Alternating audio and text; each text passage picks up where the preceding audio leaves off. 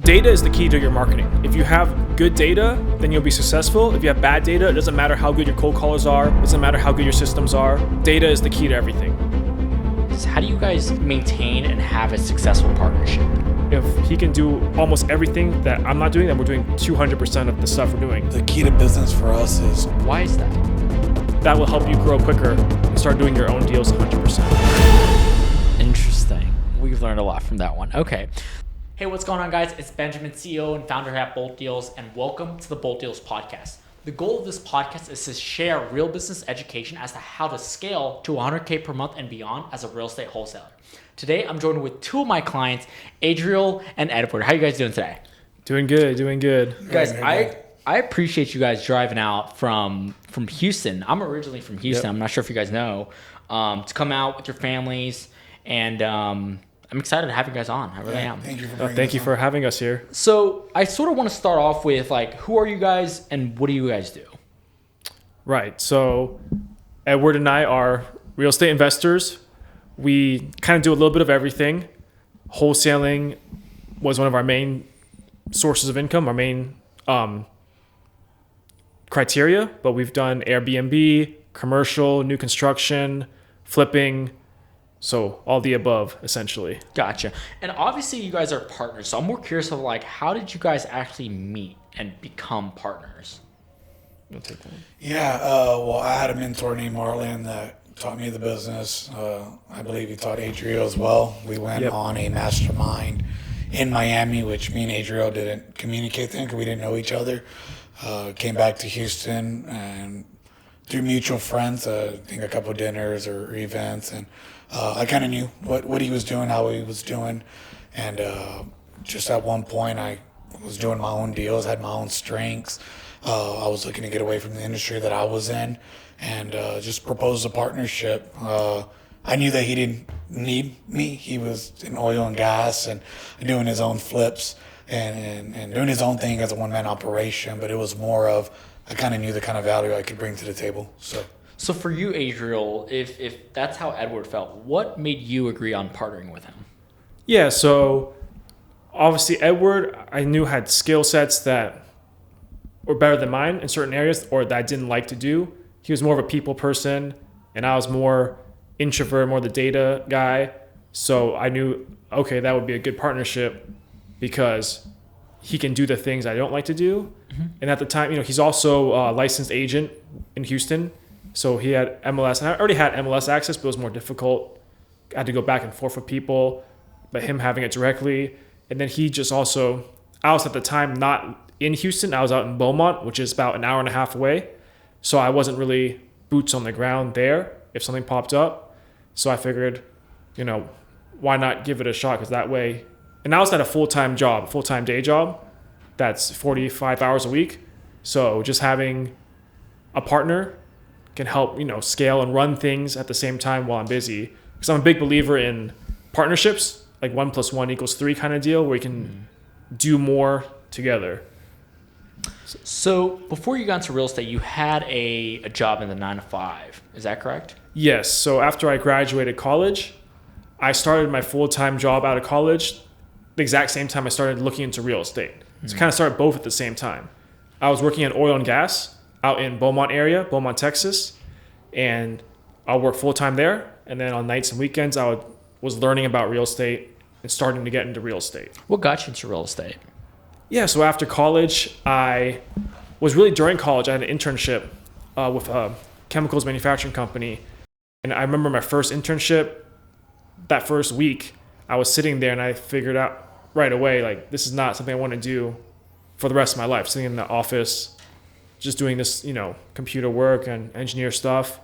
So I always thought about different side hustles, and I looked into drop shipping, e-commerce, stuff like that, but nothing really made sense. I'm not very tech savvy, so, anything like that. But real estate was a very simple concept. Buy it at X price, put it in Y, and it's worth Z. The formula is very simple. It's not easy, but it was just simple to understand. So I just figured, okay, let me get into real estate. What about you, Edward? Did you start off doing real estate just out of the womb? So my upcoming's a little bit different. I feel like I grew up in a poor Hispanic community in north side of Houston, and then freshman year, my mom moved me to just a better area. And there it was like you go from where nobody graduates and cares about college to you go to a school to where like everybody's talking about where they're going to go to college at. So then I started hitting the books then and figured like if I'm going to be successful, I need to go to college. Ended up going to a university still with no money, no transportation. Ended up having a dropout, right? So I kind of resorted back to never been motivated, like money motivated. Oh, I want to be like successful. So I was kind of had a downfall in my personal life, and I needed to get back up. And I met my life mentor. His name's Mauricio, and he kind of changed my mindset and outlook on life. Kind of sum it up, I was out in Mexico with my parents, and I read a book called Rich Dad, Poor Dad. My perspective was always one way, so I didn't think like, oh, real estate investor. I thought a real estate agent, right? I'm just trying to figure out like this whole success thing, and I'm only seeing it one way, and I'm seeing it like on a very simple side of it. So I got my real estate license. I got introduced to like the nightclub industry very early. I was working at the hottest clubs, bars, knew everybody at a young age. With that came with a lot of cons, a lot of partying, a lot of things you're not supposed to do. So when I got my license, I also wasn't motivated because I was making like $10,000 cash, only working 3 nights during the week. And that was kind of it for a very long time. I met Marlon. Marlon kind of put it into perspective for me one day, just based off of a genuine relationship. Like, hey, how much do you make as a realtor? I'm like, 3%. He's like, well, have you thought about wholesaling? I don't even know what really wholesaling is. And I started helping him out on a lot of calls and things like that. And he slowly taught me the business. Again, never really motivated because I was making good money in the bar industry. I didn't really know what I wanted to do. COVID came. I had my daughter. She was a couple months old. And all that marketing that I had paid for, I hit the phones really hard. And my first deal ended up being $28,000, even though I had to split it with Marlon. But that kind of opened up like, whoa, this is it. Like, this is, I'm not working in the bar because they shut it down during COVID. And I just made $28,000, like pounding these calls and finding a motivated seller in 2 weeks. And that was kind of the start of like, game on. That's what I needed. So that's kind of my journey. That's awesome. You mentioned a book that I personally love myself that got me into entrepreneurship, and that was Rich Dad, Poor Dad. For me, I feel like a lot of real estate investors, a lot of entrepreneurs in general are taught to, or before entrepreneurship, they're taught to go down this path. Obviously, we're all pretty strict households, I'm assuming, growing up. So the only path we had was like go to college, become a doctor, lawyer, engineer. But Rich Dad obviously taught us become an entrepreneur, work, own a business, be an investor, etc. So in addition to what you got out of that and that mindset shift, what are some other takeaways that you got from Rich Dad, Poor Dad? Everybody around me at that time was just poor dad mindset. Even my friends that had nice homes in subdivisions, right, $300,000 homes. I lived in an apartment in high school where we rented out a house finally towards the end of high school years. So it's crazy how when you're just exposed by default in one neighborhood or one, you're kind of limited on what's what. So I thought, wow, my friends that I'm going biking with, like, they're rich, but it's not that they're also poor, but it's, when you look back to the book, it's a poor dad mindset. They're just corporate 9 to 5s. Nothing's wrong with that. So it opened up the lens to what's the rich dad and poor dad. When I was there, I thought, wow, these are rich people. But now that I've gotten older, it's not that they're poor people, they're just in a box. And it taught me how to just look at things differently. You mentioned going from a poor neighborhood and a poor, school, things like that, to a more affluent neighborhood. And this brings me up this makes me think of environments. My question was, for you, how important is environment for your success? It's good. It's good. What can I do as an individual or as Hispanic, right? Is maybe more outreach. I used to do a lot of toy drives and speaking at schools in where I grew up at. I stopped out of it, but it inspires a lot of people. A lot of people don't have the choice. They don't have the exposure. I think social media makes it easier to, but it's very important. But to be honest, a lot of kids, until they're out of high school, and it's time for them to get a job, it takes someone. It takes a mentor. It takes someone that they've crossed paths with. It takes them working at the coffee shop down the street and a business person coming in and liking their energy to say, man, you got a lot of potential. That's what it took for me. I didn't go out looking for it. I just happened to be at the right place at the right time. And someone said, man, you got a good heart. You're really good with people and you're a hustler. So you're every day, what are your plans? And you tell them, I don't got plans. And then they say, well, you should read this and look into that. So environment's very important. So this Marlon question, is that mindset Marlon? No, Marlon. That's somebody else? Okay. Yeah. So you had a mentor. So my question for you then becomes because I have this saying where it's you pay for a coach, but you find mentors. So my question is, how did you find that mentor? Marlon guy. So I had a life mentor, and I figured out, man, I had a guy that changed my mindset. That said, you got to stop hanging around with these people, this people. You got to stop doing drugs. You got to stop selling drugs. You got to stop consuming drugs, right? So, and he says, you got to distance yourself from even personal family members, right? Which was my mother at the time, in order to elevate, right? And these are hard things where I'm saying, damn, you're a stranger, but you're also very successful. And I know you're successful, and you're telling me I need to distance myself from my brother. I need to distance myself from my mom. And I did all those things. I went cold turkey, and I grew mentally. And I said, wow, if I had a mentor that could change me, just my way of thinking, I bet you there's a real estate mentor. And I just reached out to Marlon. I never reached out to a mentor wanting to learn. It was just, hey, I'm inspired by what you're doing. I just want to connect. And I was doing a toy drive. So Marlon was inspired by me giving back to the community. And that was it. Again, I never was like, can you teach me real estate? Over the time, 2 years of knowing him genuinely, becoming really good friends, it was almost like he was planting a seed in me because he knew I had potential, I guess. Another thing you did that was super interesting to me is that you used to work in nightclubs. So what are some things that you learned from that experience that you now translate to running a real estate company with Adriel? Just connecting, right? Letting people know what you do, where you work, how you work, what hours come in, right? At the same time, you're kind of like promoting. You build regulars. So it's the same thing with real estate. We got, Adriel would tell you, we have, go-to Chinese buyer, go-to Indian buyers. These are all people that we've connected with, we've built trust with, we take care of them. Same thing, right? So if you're at a bar and you got 10 people and you got a good relationship and you say, hey, I got you, come here. You give them value, you give them priority. Same thing with our clients. You take care of them. You know that they're going to buy it with any condition, whether there's tenants in there, whether they need to buy it and rent it back out to the sellers for 30 days. It goes a long way. You prioritize them, they prioritize you. So just connecting and letting them know what you do or what you're doing, so. Okay. Awesome, guys. So the next thing I want to transition to is a partnership, right? Many wholesalers, they partner up with the wrong people, they get screwed over. So my question for you guys is, how do you guys maintain and have a successful partnership?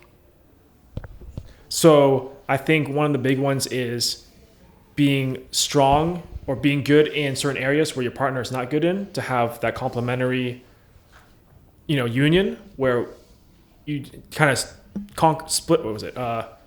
Split and divide and conquer. There you go. Divide and conquer, right? So Edward can do the stuff I don't want to do, and I can do the stuff he doesn't want to do, because it doesn't really make sense if we both are, very introvert and we focus on the data. Then who's going to be talking to the sellers? Who's talking to the cold callers? So just having someone with complementary skill sets that can, make up for where you're lacking is one of the first signs I would say when looking for a partnership.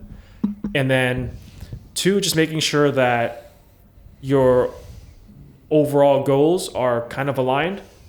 Let's say you have one partner that wants to scale up to a huge, in-house company with office, and the other wants to be flexible and travel. Then there'll be some friction, right, on how they can work together. So just having someone that has the same vision, even if they don't have the same vision, if they're open to the same idea of how you want the business to go, I think those are probably the 2 more important things over kind of the smaller stuff people talk about. You don't have to be in the same area. You can be remote, like different states or whatever. It's just, those are the 2 big factors, I guess, I would say. What about you, Edward? Well, to piggyback off of that, I think that is why we have a great partnership. We have a good friendship, right? But we're not like, hey, bro, let's hang out this weekend. Let's travel this weekend. I know Adriel as a person. He's very focused. He has a wife. He likes to travel, do his own thing. I'm very busy with my family. So I know a lot of partners, it's all social media. We're dinner, we're at events, or, we handle business. We communicate. The numbers show how our weeks went. The months show how our months go. And I don't think we get tired of each other. So this is probably one of very few times that we're here together talking about business. We're sharing good value. And that's good. We're not like, God damn, we're hanging out every weekend. We're talking on the phone every weekend. We definitely do things that we like to do. I hate Home Depot. I hate contractors. I hate remodeling, stuff like that. I don't care. He handles all of that. So the moment I close on a deal, and everybody's so quick to say, this is our project, this is what we're doing, unless I'm there doing a favor for him, he's handling all of that. And that's part of Delegate Elevate. As he's working on that, I'm finding the next deal, I'm closing the next deal, or I'm selling the next deal. I love what you said there, and I've never heard that before. Delegate and elevate. What does that mean to you guys? That's Adriel taught me that. Yeah, it's hey bro, when we first started the business, I'm obviously way more excited. Hey, we got an appointment tomorrow, 2:30. You're gonna meet me there, bro? Why do we both need to be there? Right. Even like meetings, I'm never really in the meetings for any of the cold callers, because I'm like, Edward can just tell them what he needs to tell them, right? The only time is when the data, because I do handle the data side of things, then I'll have to talk to the data guy. And then even I think this time, over the last 2 or 3 years, I've only seen him twice in person, maybe. Yeah. And he lives like 40 minutes from me. So, yeah. Post-pandemic, we haven't gone to much events and stuff. Pre-pandemic, we would go out to some more networking events, meetups and stuff like that. And we're trying to do a little more of that now, going to some meetups, like the Sub 2 meetup or something. But now, we're just... It's a beautiful partnership. I take pride. It's literally because some people, they want to be in the office, they meet up the partner every day and go to work, but they want to be partners with friends, or they want to be partner with the next big influencer. And there's just a lot of, I don't know, it just naturally happened, and I'm grateful for it. You got to think about it. It's like if I ever need anything or he ever need anything, of course we're a phone call away. He's obviously a brother to me. That doesn't mean we have to be buddies, best friends, hang out all the time. We're still friends, right? Don't get that wrong. Yeah. But it's also that the whole, I'm more about efficiency. Like I'm always preaching efficiency. So if he can do almost everything that I'm not doing, then we're doing 200% of the stuff we're doing. If we're both doing the same phone calls and Zoom meetings, then we might be doing 150% of work versus 200% of work. If we're all doing, obviously there's going to be some overlap on certain things, like certain leads come on, we both take a look at it and run the comps because we're not sure of what it'll sell for, or if, the stuff obviously overlap, but in the main scheme of things, we try to have. So even with you, you're seeing it firsthand. Adriel's with you as far as market expansion, the numbers, the clicks, right? And I'm more of like talking to JT. Hey, once the deals come in, I'm handling all that. So, I'm the one jumping on calls with JT. I absolutely love that. And in my personal opinion, I feel like every partnership has there's ups and downs, right? Not Right. everything is full unicorns and rainbows. So my question for you guys is, have you guys encountered any conflicts, and how do you guys handle that to where nobody gets offended? The very beginning we did. I think anytime you're starting up a partnership, there's going to be, I'd say, probably a 1 year curve of figuring out how each other work and lining everything up in terms of goals and stuff. So yeah, I think in the beginning, we had maybe 2 times. I mean, sometimes there'll be deals where I'm like, no, we're not buying this deal. Like maybe he thinks it's a good deal, but that's not really like a big, I would say. There's a deal right now. It's where he's like, no. And I was like, I just kind of had a good feeling, decent feeling. I said, let's go with plan A. Plan A didn't work. We're on plan B. Worst case, we break even. Best case, we make $20K. That's like our conflicts right now. It's nothing. At the very beginning, I'm a very, how can I say? I could take things the wrong way. And it wasn't, that was our conflict. Adriel's a certain way. He talks a certain way. He addresses things a certain way. He's very direct. To me, at that time, like, damn, asshole, or damn, that's rude. But as you get older, you realize people work a certain way. People address things a certain way, and there's nothing wrong with that. So if it's expected now. So Adriel, when you're done with the call, he won't even tell you bye. He just clicks. It's not personal. That's just, you realize that's his personality. It's, hey, is the call done? Cool. Hangs up, right? So nothing's that personal. So I would say we don't have any conflicts. How do you separate that feeling of having to know somebody for the first time, and similar to like you said, of Adriel hanging up or just hanging up the phone? Like how do you let that grow on you and sort of separate emotions from taking it personal, I guess? It's not personal. Like my mom does it, right? It's just you gotta. These are people's habits, like, and you're gonna get upset about the way there's probably something that I do that bothers him, but he knows that's just Edward. Mm-hmm. So when he's doing expenses and he says, Edward took his family out to dinner again. Okay, well, I'm only seeing the pattern once a month. He could get upset and be like, hey, dude, like, put that on your personal card. He probably says, Edward has a full family. I don't know. There's patterns you pick up and you just figure out, is it worth addressing? Is it that big of a deal? Nothing's ever been that big of a deal. And I think it helps that we kind of knew each other from mutual real estate circle for several years prior to partnering up, right? So partnering up with someone brand new, they just met at a convention, and we're in the same market, let's partner up, is different than we've hung out in the same circle and we've talked before, so we kind of seen what we've done, or like he's seen me on Facebook, or I've seen him on Facebook, what he's doing. So it's kind of like, he knows Marlon, and I know Marlon's a stand-up guy, so he can't be that bad of a person if he's associated with this person. So just knowing him through several other mutual real estate investors, not just 1 or 2, but like 3 or 4, kind of also helps, made it easier to start the partnership, because for several years he's just been a mutual acquaintance. Credibility. It wasn't like just straight up went to a conference, met someone, and just started partnering up. So one thing we're real big on, and I tell them, is our brand, our names. I don't mess around with that. I have to have a clean plate. There's not one person in Houston that can say a bad thing about me, and I put that on everything. No one can say a bad thing about us, because we do good business. We do by our word, and like you said, it's his credibility, my credibility.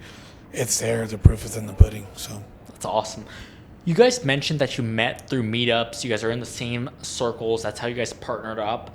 So my question, or the next thing I really want to pivot to, is how do you guys get value and succeed when it comes to networking and meetups? And the reason why I ask is because I've been to many meetups myself, and when I first started, the mistake that I made is like, I'm getting all these phone numbers, but nothing happens. So how does somebody get value from meetups and actually help them scale their business? Right. I think meetups is tough if you go to like a real estate specific meetup, because normally the breakdown is like 85% complete beginners, and then you have like the host or the speakers, and then maybe a handful of active investors, right?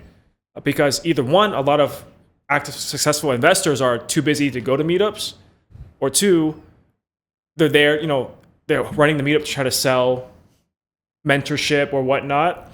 And the problem, if everyone else is beginners, partnering up with a beginner doesn't really help, because you're both learning the same thing struggling through the same struggles. Yeah. So how the people I met that are mutual friends of Edward, we kind of met more on just like a friend. Like the Marlin guy, I actually found him on Instagram and I DM'd him. And we met up one time and I had questions about wholesaling, flipping.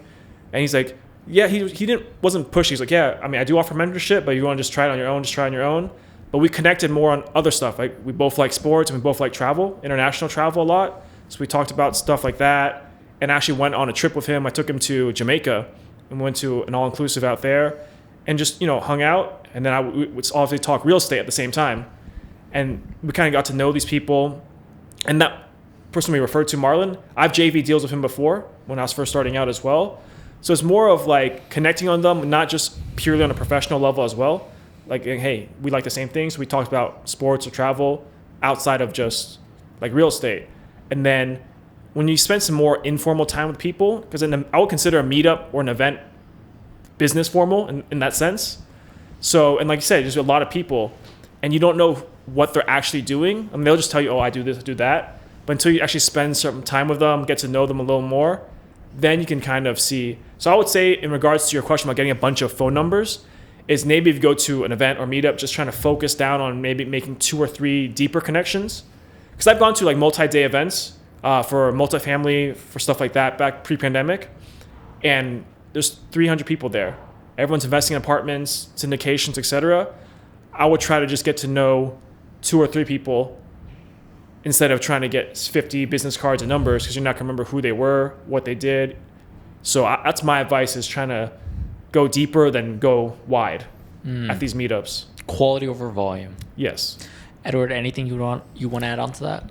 I think we got our most value from like those 2-day weekend events from credible investors where you're spending like $2,000, $3,000 like a ticket for 2 days. We still we got great relationships with people in different markets that we can go. They can host us, things like that. So, and those people are obviously, if you're spending a free event compared to spending $2,000 for an event plus travel and all that, they're eager, they're more motivated to learn. And yeah, so I've been to 2 masterminds, I'd say. I guess you call them masterminds. The one where I met Edward was because our mutual friend Marlon was going to be a speaker there.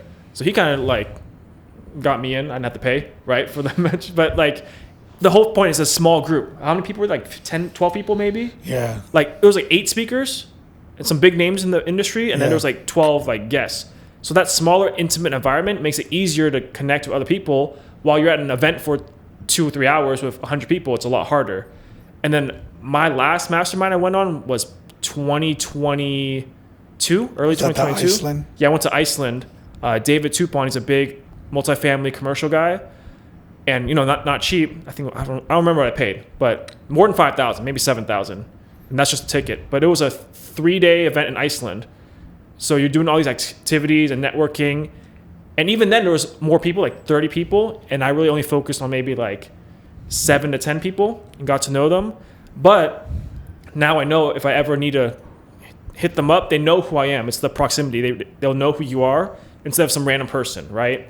So, and I've gotten, back when commercial wasn't like as bad as it now, I got a pretty good commercial deal in Dripping Springs out here by Austin. And I knew, okay, David lives in Austin. Let me send him to, he does commercial, and then you have partnerships that way. That's actually a good deal, but the seller ended up backing out. He said, oh, no, we're not going to sell anymore. But stuff like that is when you go to these smaller, more intimate masterminds where they spend a lot more time. Like I spent 72 hours in Iceland with these people, right? So you kind of get to know them more. So, I mean, I'm not, saying go spend all your money on masterminds, especially when you're starting out. Those are expensive. But sometimes find a smaller local meetup versus a huge nationwide event where you have 700 people showing up.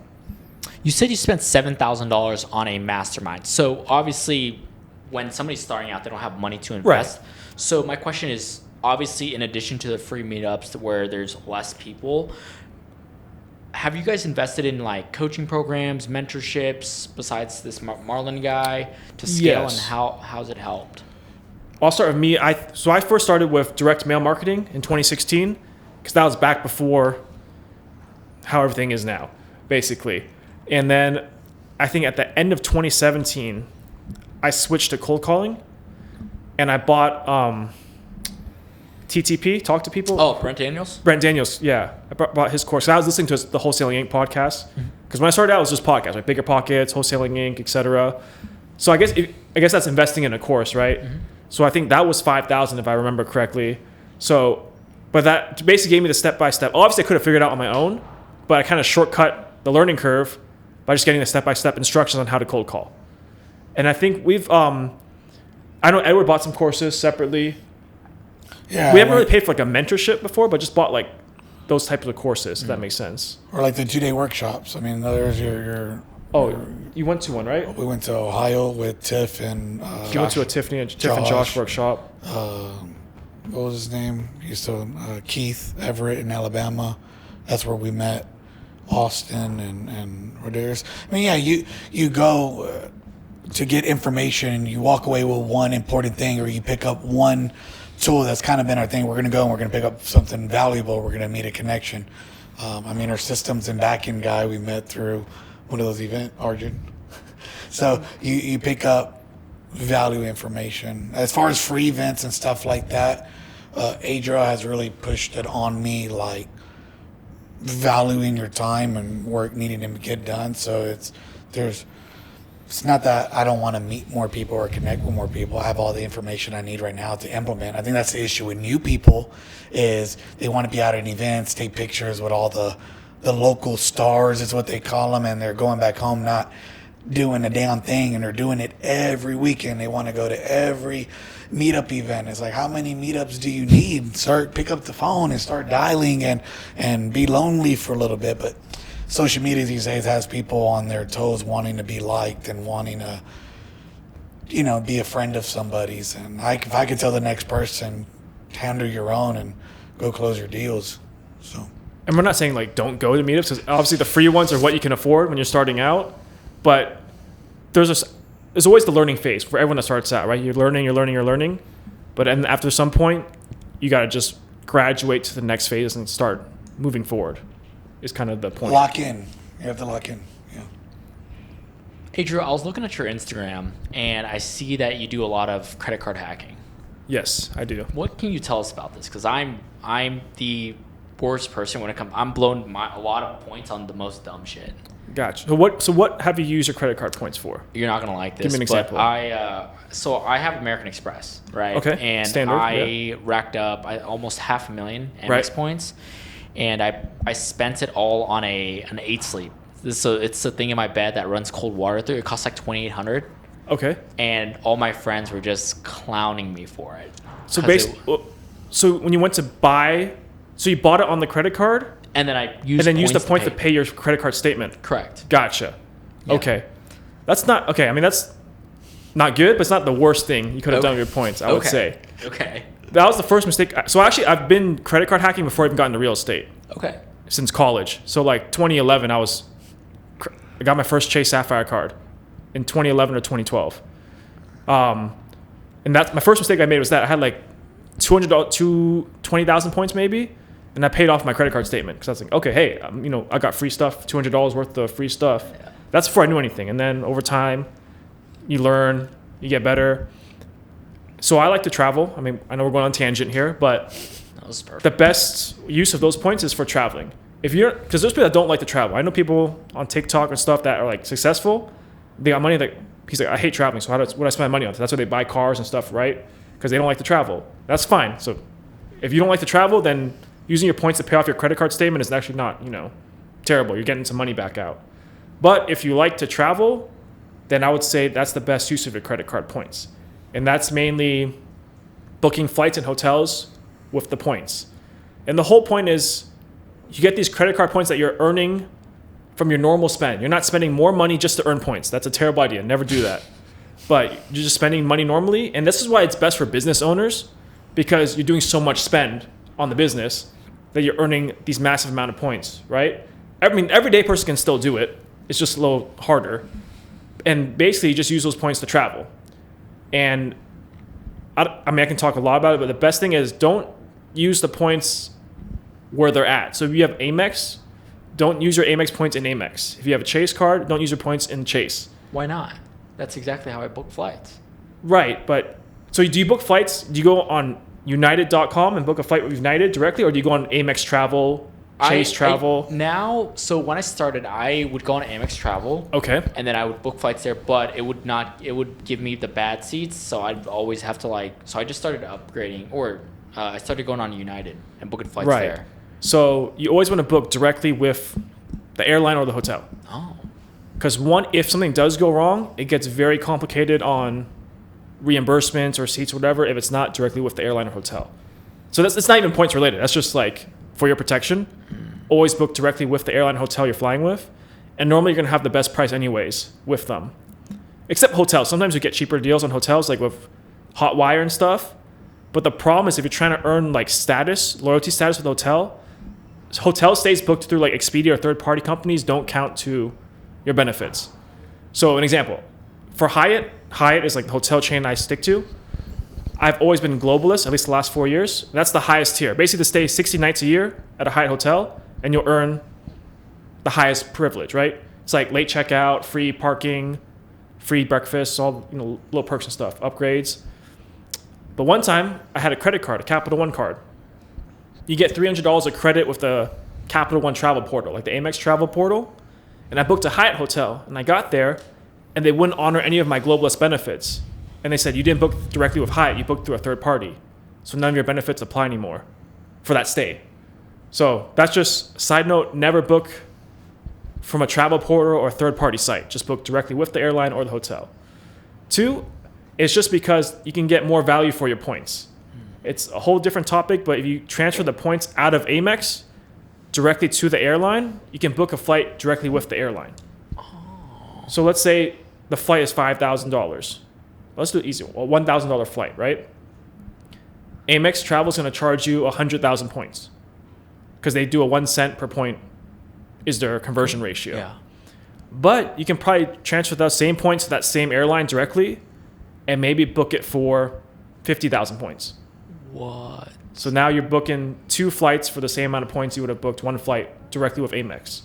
Oh. I mean, it gets a lot more complicated than that, but that's just the gist is you want to transfer the points out to the airline or hotel and always book it directly with them. It's the benefit of our partnership. I say, hey, bro, I have all these points. What should I do? I helped him fly business class, his whole family, 4 people, to Bali, from Houston. So for 14 days. So for me, because obviously right. I need for you and for the viewers. Yes. On, Obviously for the Turkey viewers. in September. So I think I have like 200,000 right now. Right. And let's say I want to book a flight to Ohio. How do I transfer it? Okay. So if you go on the Amex website, you log into your Amex account. There's a tab on the top. One of them is travel and benefits, I think. Something like that. You click on that, and then there should be a line that says transfer to partners or redeem with partners. I forgot what the exact wording is because each one is different. And when you click on that, it will show you a list of all the transfer partners that are partners of American Express. Is United one of them? No, United's with Chase. Oh. But there's a bunch of them. And there's a bunch of airlines. There's Emirates, Singapore Airlines, British Airways, Iberia, TAP Portugal, a bunch of them, right? And then there's some hotels too, like Marriott, I think. No, Hilton is the transfer partner of Amex. But basically, you have to go to Hilton or go to Emirates or United, and you create an account, like a frequent flyer account. It's free. You just put in your name, email, and they give you a number, right? Mm. That number, you then just type it in on Amex, and it'll link your accounts. And then that way, you can transfer up to 1 million points, I think, at one time, from Amex to whatever airline you want to transfer to. Mm.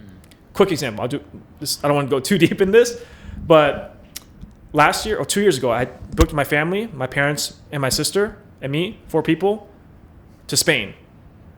And I transferred all my American Express points to Air France. And on Air France, I booked 4 business class flights. Wow.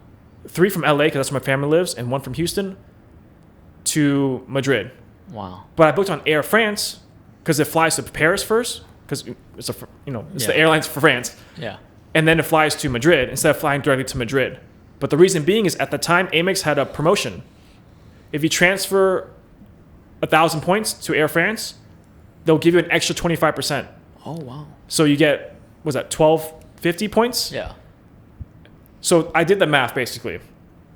Business class flights are expensive, right?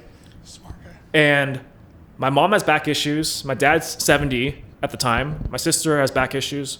So 12 hours on an economy seat is bad, right? So business class is a lie flat seat. You lie down like a complete bed. Oh, right. It's very nice. Yeah. So basically, the cash price was like $24,000 for 4 people. Goodness. $6,000 a person for one way. But obviously, I'm very cheap, so I would never spend that money. Yeah, me neither. Right. And that's just a flight to get there. You have the hotels, you have, the vacation. But what I did is Air France charges 60,000 points for that same business class flight. Whoa.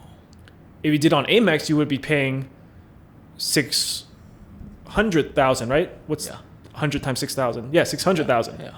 So by transferring to Air France, I used 60,000 Amex points. Well, I did less because it's 25% bonus.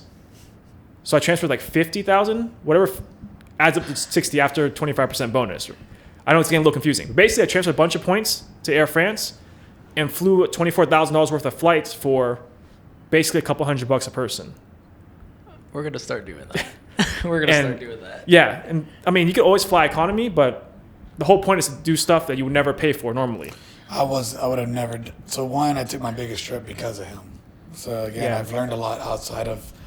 He said, "Bro, go take a big trip," and I was like, "He's like, and do business class." I'm like, "Bro, I'm okay." He's like, "You just got to do it to experience it." And my family was in love with it. It was a beautiful experience. It was dope. Yeah, he flew on Singapore Airlines, which was rated the #1 airline in the world. Wow. And business class.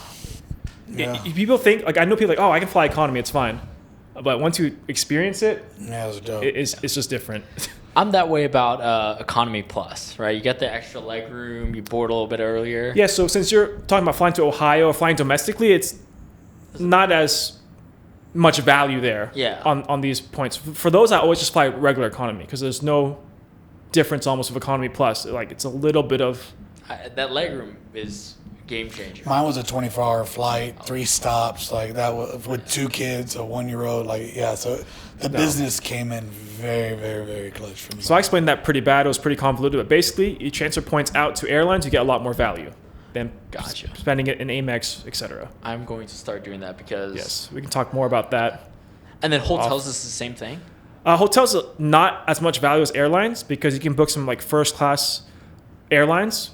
So I booked twice Emirates first class, which was about $10,000, $11,000 ticket for like 85,000 points and maybe $100 out of pocket. Hotels is more of kind of a standard redemption rate. It's not any like giant fluctuations. But really, if for your viewers, just get Chase cards and use the points at Hyatt. Hyatt charges very little points per stay. A typical, like this hotel we're staying at, Hyatt Centric, it's already like a higher category hotel. They are like 15,000 points a night. Mm-hmm. Hilton and Marriott, their reward structure is different. In the same hotel, I'm paying 15,000 Chase points for Hyatt. Marriott might charge 80,000 points a night because their whole reward system is different. It's easier to earn Marriott points when you spend money. That's why they charge more points. But since I'm transferring Chase points, I get a 1-to-1 transfer to Marriott or a 1-to-1 transfer to Hyatt. So I can book 3 nights for the same amount of points. Damn. So it kind of traps you with only Hyatt. Yeah. And you can't really go to Hilton or Marriott. But I'm just being frugal and efficient, right? It's still a free So then I was about to ask you, because I have like 270,000 with my Chase. So that'd probably be my next best purchase, like a Hyatt all-inclusive. I would say business class flights are always your best use of points. So if it's not the flight, then use it for the Hyatt hotels. And I do know he told me that before. You get the best out of the points through international flights. Yeah. That kind of so stuff. domestic flights, but there's still tricks and tips for those. Like American Airlines. If you want to fly American, sometimes if you transfer your points to British Airways and book on the British Airways websites a flight from Dallas to Atlanta, they'll charge less points than what American Airlines charges on their point system. Because every airline has a different point system of like how much it costs to redeem the points. That's a more advanced topic. Yeah. But there's a lot of partnerships between airlines, and you leverage those hacks between the partnerships to get better deals, basically. It's amazing. Can you do it with Airbnbs as well or no? No. So Airbnbs, you can't. If you want to stay at Airbnbs, which I think hotels are better value, in my opinion. Interesting. I would just get the Capital One Venture X card, you get $300 credit for any travel-related expenses. So if you pay $300 of a rental car, they'll automatically reimburse $300 to your statement. I didn't know that. I have the capital. Yeah. So if you want to be more flexible, I would get something like that. Or just spend it on your Amex Platinum card and you'll get 5 times points. And they'll add up and use the points on actual hotel or... But Airbnbs, I think it was really hot post-pandemic, right? Right after pandemic, it was popping off. Everyone's doing Airbnbs. But I think now, I'm talking about like if you're just 2 people or less, like one hotel room. If you're a family, it's a whole different conversation, right? But hotels, what I figured out, not even just because I had high status with Hyatt. Let's say you fly into a country, but your flight lands at 10 a.m. Airbnbs are always like 3 p.m. check-in, right? They won't let you check in earlier. You can't leave your luggage at the house because normally there's a guest or something. But at a hotel, hey, just drop off your luggage at the front desk. Even if you can't check in right away, just come back at 3 p.m., right? Well, Airbnb, when I was in France, I took the train, or train got there early, like 11 a.m. And luckily, he's like, oh yeah, you can check in early. There wasn't a guest the night before. But if not, I'm just walking around with suitcases for 4 hours. You see what I'm saying? Yeah. With a hotel, if a room open, you can check in at 8 a.m. And then when you check out, you don't have to do anything. There's a lot of Airbnb controversy of the host the guest has to load the dishwasher or throw the linens in a certain thing. So I think I prefer hotels. But then again, I'm not traveling in a big... Well, even when I traveled to Spain with my parents, booking 2 hotel rooms on points was just easier than finding an Airbnb. So I like Airbnbs because I don't have to pay for Wi-Fi. Well, most hotels have free Wi-Fi. Wait, they're not. You pay for the Wi-Fi. Oh, you pay for the basic Wi-Fi. Oh, okay. I mean, you just get basic Wi-Fi. Yeah, I mean, you want like high speed. Yeah. But that's another thing. Since I was a globalist, you don't even have to be the highest tier. Like this year, I'm not because I didn't travel as much last year. But I checked in and they said, oh, just select the high speed internet and on your bill we'll get it taken off because you're a discoverist with us or you're a globalist with us. Oh, well, I didn't know that. Valet parking is $55 a night here in Austin at that hotel. Damn. If you book the hotel with points and you're a globalist, they waive all that for you. You don't pay for valet parking. Damn, that's pretty. And breakfast is free too. That's awesome. So. That's awesome. Yeah, we're definitely gonna talk off this. That's all right. Let's transition to the wholesaling business. Right. There's 4 main pillars that I believe contribute to a successful wholesaling company. There's marketing, there's sales, there's operations, and then there's leadership / your team. So I want to hear from you guys the entire how you guys run your wholesale company, starting with the marketing.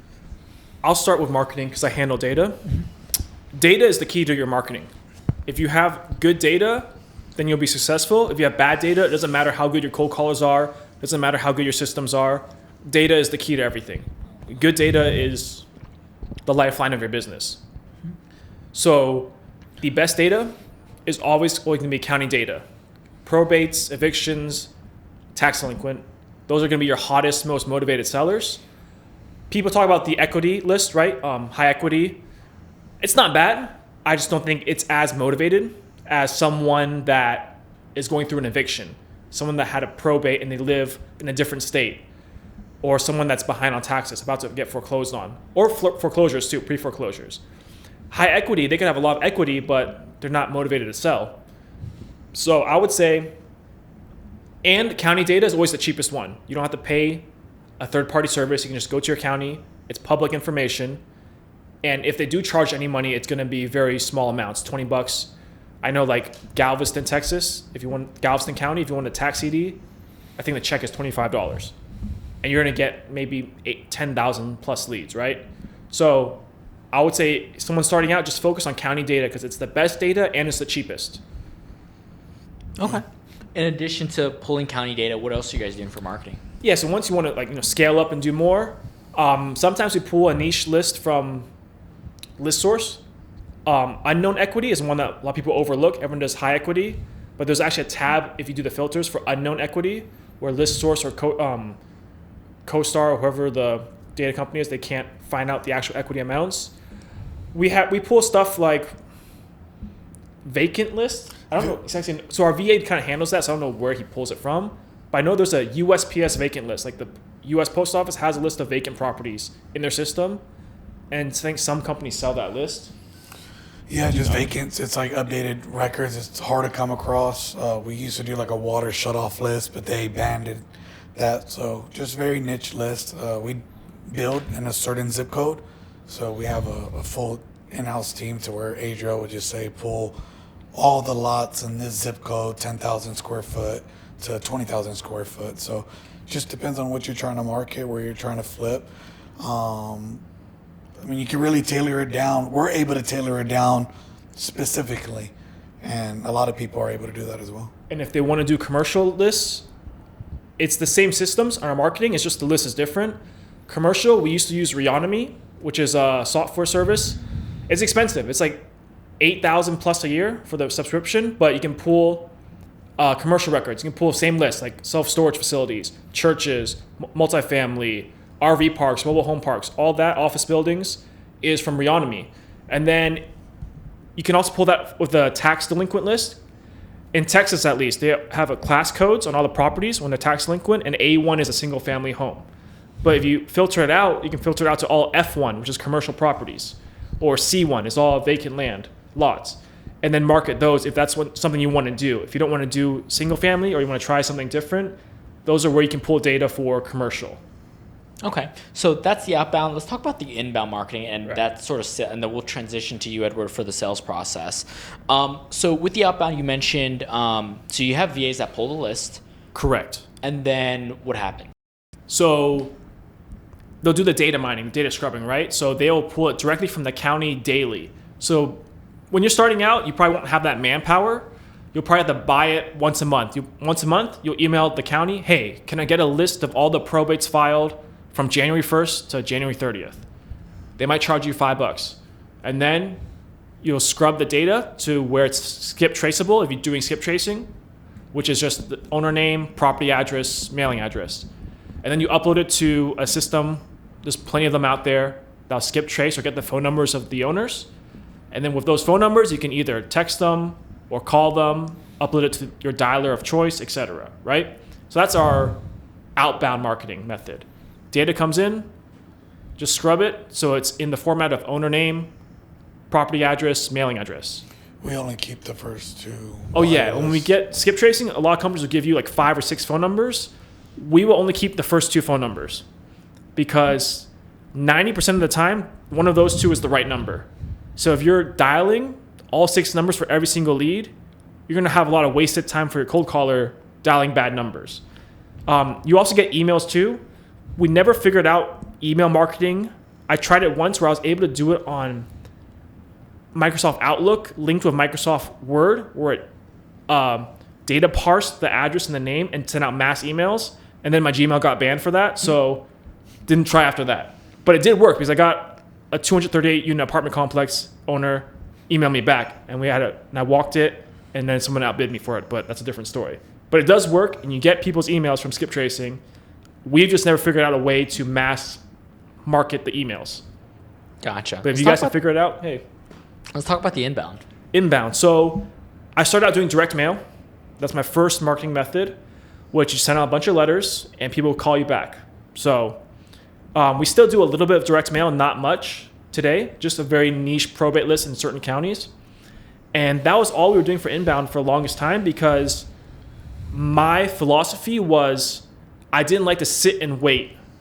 I'd rather go out and be aggressive and proactive, because if a seller's on the fence and they're just thinking, maybe I'll sell, maybe I won't sell, they'll see your postcard, they'll see your letter, and they'll think, I'm still not sure. But if you're calling them and proactively ask them, hey, look, we can help you out, you want to sell, that could push them over into wanting to sell. So that was our philosophy on going outbound. And once we have that, systematized, running smoothly like an oiled machine, was like, all right, how can we get more leads? And that's when it opened up to more inbound. And that's when I reached out to Bolt Deals, because Facebook ads was something we never really tried before. I tried radio ads as well, but the pricing is insane for airspace on radios. We just didn't feel the need to pay what they're wanting to pay for radio space. I haven't tried TV ads before, but that's another inbound method. And a lot of people might think, well, who watches TV anymore? Who listens to the radio? but your target clientele, these older people selling these homes at a discount, are still, listening to the radio and watching TV. Your 50 plus age group, right? We're not targeting, 20 to 25 to 30 because they're probably not going to have a house with equity.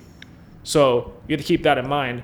And Facebook nowadays has become the older person social media, right? All the young Gen Zs, whatever, not on Facebook. They're on TikTok. Even Instagram is getting only for millennials now, right? The younger people are not just doing that. But that helps us as real estate investors because now your 40 plus crowd is all on Facebook. So that's when I reached out to you and Bolt Deals to do inbound with Facebook because I know that's going to hit our target demographic. Let's talk about the lead quality, and then ultimately we'll transition over to the sales process of what you've noticed with Facebook or the inbound marketing that we're doing for you as opposed to the cold calling. Right. So the big thing of cold calling is you can target just motivated or the highest chance of a motivated seller by being specific on what lists you pull, right? Of course, there are people that still pull giant lists to scale up and they grind through a lot of no's. But when you're starting out as a wholesaler, if you're just pulling probate, eviction, or tax delinquent, they're going to be more or less pretty motivated. And then same with direct mail. It's still an inbound method, but at least you're selecting who you mail to.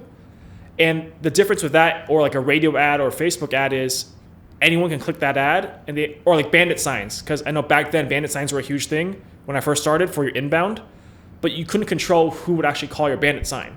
So you get a lot of tire kickers or a lot of trash leads. So starting out, I felt like, okay, if I can control who I'm targeting, I'll more often or not get a warm or hot lead. But then it's all a numbers game. Inbound can also be the reverse where they're actively looking for you to sell their home so they can be a very hot or warm lead. So that you're just getting a bigger mix of, it's like a higher highs and lower lows with inbound marketing. You can get a lot of crappy tire kickers that you wouldn't get cold calling a probate list. Or you can get people even higher motivation than a probate or tax delinquent because they're coming and finding you to sell their house. Gotcha. So obviously a lead would come in whether it's through Facebook or cold calling, and then it transitions to the sales process, which is, Edward, what you're doing, right? Right. Walk us through that. Are we just talking about through Facebook only or just to total? Any in leads, general. how all the leads come in and how... Yeah, so the leads, no matter where they come through, they're pre-qualified. That's our module, is we want to fully pre-qualify up front. That eliminates the process of a seller wanting too much, right? And then you go on an appointment and then you figure out that you guys are way off on price. We kind of adapted to that when COVID happened, right? Showings, people wanting to distance themselves. So pre-qualified lead comes in. Adriel analyzes it. We have access to all MLS in every market that we're in. Once it's analyzed, it gets pushed back to ready to offers. If it's hot or warm, I'll kind of put my eyes on it to see how sensitive it is. And if so, then I'll make one attempt to make the offer. After I make one attempt, it goes into our attempting to offer dispo. And we have a full-time offer specialist, follow-up specialist that's aggressively getting the offers out, trying to see why it doesn't work. We always let them know that the offer is contingent on a walkthrough. It just shows credibility. It doesn't push. Like, how are you so confident in that offer from a seller standpoint? You're saying based off of what you provided, these are our offers, and we make an offer range contingent on a walkthrough. And sellers like that. We do a walkthrough. We don't take any contracts. We don't take any agreements. This is the psychology of real estate, which has been effective for us. These people do not want to be pinned down, ready to sign something right then and there, right? So we have a folder with our branding. We have a business card. We tell them we're there to a 10-minute walkthrough. And this is real information, by the way, guys. I don't go out talking to people at events, and this helps us get a lot of deals.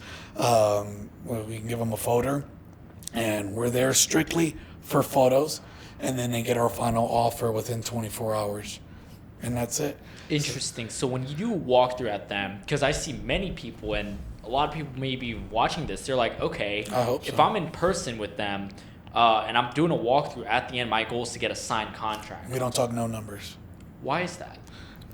Well, I say first, we're in multiple markets. So we're semi-virtual. We're still in Texas, but we're in Houston, right? But we get leads in Dallas, San Antonio.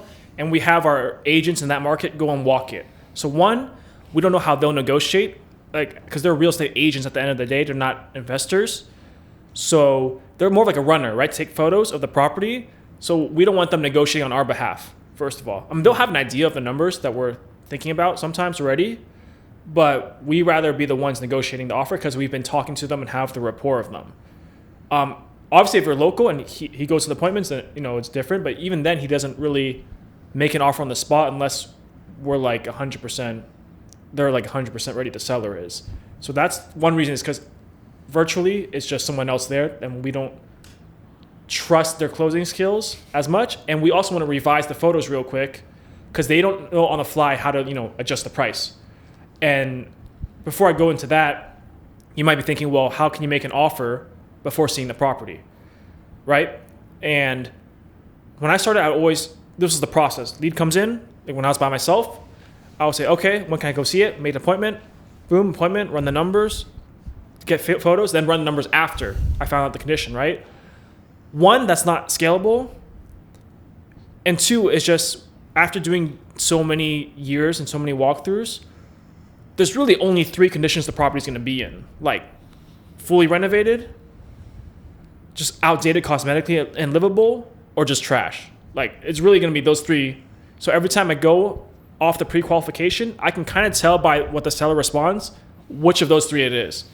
Obviously, if it's fully renovated, it'll be very clear. They'll be like, oh, excellent condition, no repairs needed, granite countertops, stuff like that. And I already know, okay, I'll just run my numbers for my offer off of market ready ARV, right?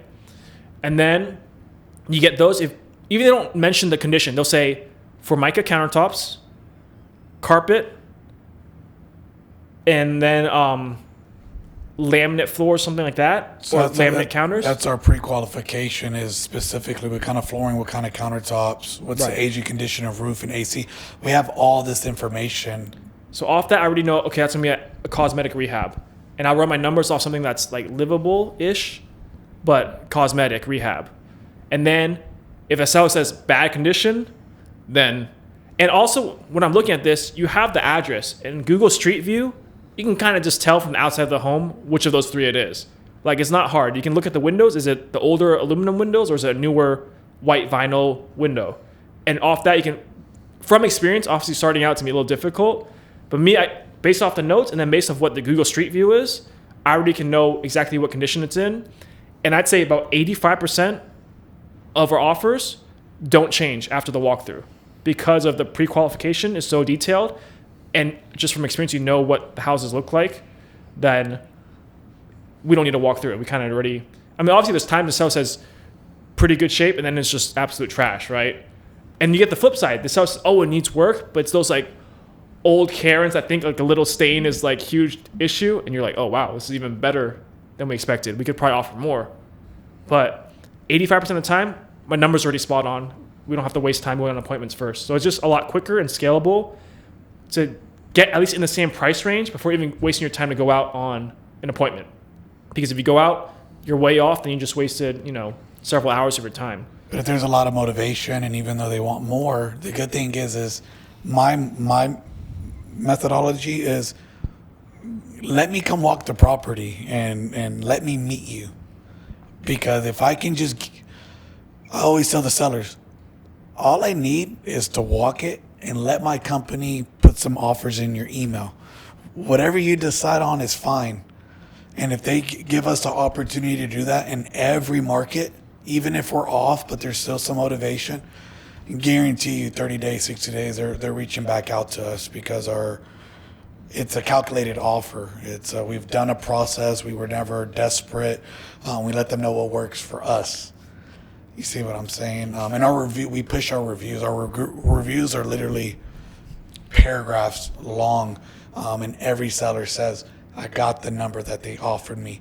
We avoid, when you're trying to make numbers on the spot, you're not, and Adriel is literally like analyzing every detail. Man, these windows are going to cost $5,000. This is going to cost $3,000. Those are all areas to where when you're trying to resell it, you're going to have to price drop the seller. And believe it or not, it pulls away from that experience with the seller. So for us, we want to fulfill our agreement 100%. We hate price dropping. And one thing we tell sellers is we won't price drop. This is the amount that you'll get, even if that means we'll make little to nothing on it, which is very rare. Which I'm sure you know, a lot of wholesalers, some people trying to do the strategy of they just lock it up to beat everyone else out.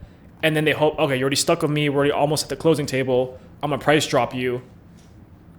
And you'll be desperate to get the deal done because you're already at the closing table. So we know, I mean, there's investors that kind of rely on price drops to make their money, which, you know, ethical questions come up on that. And I would say, yeah, it's tough. And also your exit strategy, us being able to offer different services like a novation. And ours isn't just a standard novation, hey, just throw it on the market. We have one right now where we spent $20K to make it market ready because we know, hey, if we just do a cosmetic rehab, it's going to sell for way more and be showable. Our bare minimum for a novate is a deep trash clean out, trash haul off, deep clean, and professional photos. That's the bare, and probably landscaping 90% of the time. So bare minimum, we're normally spending at least 2 to 3K. And we have one novate where we spent $25K. I repainted the whole house, added granite countertops, added recessed lights, redid the bathroom counters, all new carpet, etc. Because I knew I would get way more money on the sale than trying to sell it as is on the MLS, if that makes sense. It does. Okay. So you, Edward, you mentioned reputation, reviews, and just having good overall brand, right? So how does somebody start with building that reputation, gaining these reviews with homeowners while still obviously making sure that they're making money, their organic presence is growing? Yeah, for us, it's all, the key to business for us is transparency. We don't lie. We're 100% transparent. If we're wholesaling it, we let them know we're wholesaling it. If we're buying it, we let them know we're buying it. If we're novating it, we let them know the process. We take pride in our how ethical, how honest. Like, we take so much pride in it. We build and that's my strength, right? In the company is, you know, I have sellers crying. I have sellers like asking me how my kids are. I have sellers saying, thank you so much for everything that you promised you were going to do. I mean, they love you're not going to beg me to sign this contract right now? No. You're human and you're dealing with life and personal issues. You're busy just like I am. Look, just give me an email.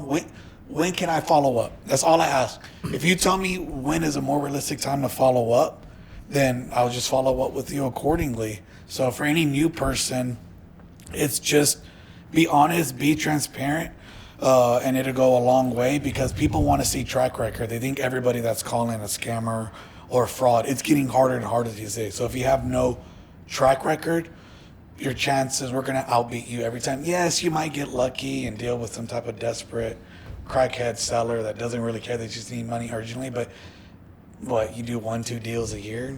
I'd say an easy way for someone starting out is just to pay for the BBB, Better Business Bureau verification. Anyone can do it for your LLC. I think you just have to pay the annual membership fee or whatever. Yeah, we pay that. So you don't have to have any deals closed. You just create your LLC, go to betterbusinessbureau.org and buy the membership.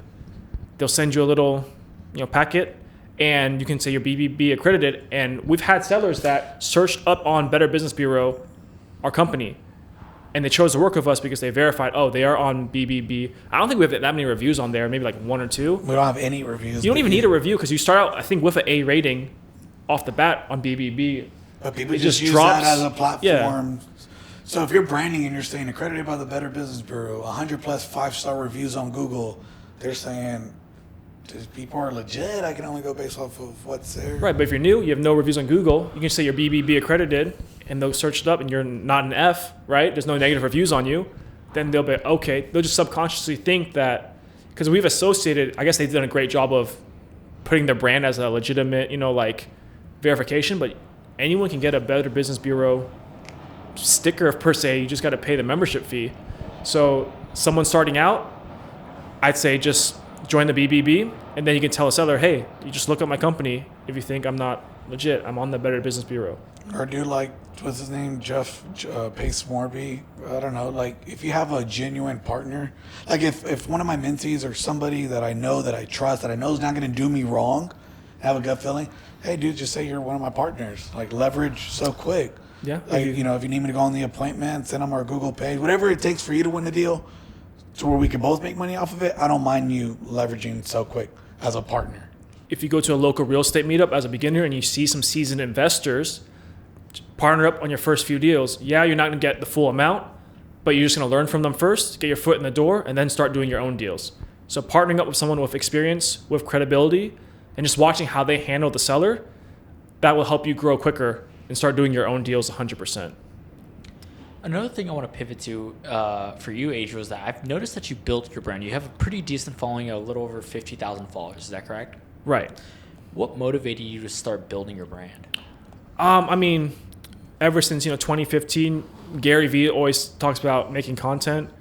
It never really clicked for me on how it could help with like real estate, right? Because I always thought about TikTok and stuff as dancing, the shorts, and then you're getting brand deals off like makeup brands and stuff. So I'm like, man, it doesn't apply to real estate. Or I always thought, we're not selling a product, right?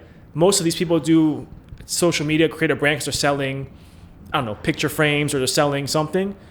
Our business is so unique. We're trying to buy stuff from people at a discount. So I've always thought, man, it's not, as helpful. But I've always posted content because I knew Gary Vee said, hey, you got to post content, right? So I'm posting content. And what I found is it's more on the networking side of you meet other investors, and you connect to them that way. And it does help build social proof for buyers on the dispo side of things. And also on Facebook. So in Facebook groups, I'm sure every market has a real estate investors group, right? You just Google your city, Baltimore real estate investors. And you're going to have wholesalers in there posting deals. And we know personally, 2 good friends of ours, also in the mutual circle, that they cut all their marketing out. They just rely on their brand. He has like 100K plus and his partner's like 80K plus on Instagram. And what he does is he'll comment on the Facebook post from a wholesaler, DM me or check DM. And he'll say, hey, look, I'm a real cash buyer. Here's my Instagram. So you can see I'm legit. And he's won a lot of deals that way. And that's why he's spending zero spend on his marketing. And he's just beating out other cash buyers to these wholesalers by leveraging his social proof. So if you're a new wholesaler and you have a buyer approach you, you don't know anything about him, he just says he'll buy it. And you have someone that shows you he's got 100K on Instagram and all his videos are about like deals he's doing, and you see him doing deals, you'll probably want to sell the deal to him because you're like, all right, he'll actually perform and close on this deal, and I'll make my wholesale fee. So it's helped on the dispo side sometimes because we've bought from wholesalers a couple of times where I'm like, hey, I'm a real cash buyer. Here's a screenshot of my proof of funds on my bank accounts, and then look at my social media. You can see I'm actually buying stuff, I'm actually flipping, I'm actually building houses, so I'm legit.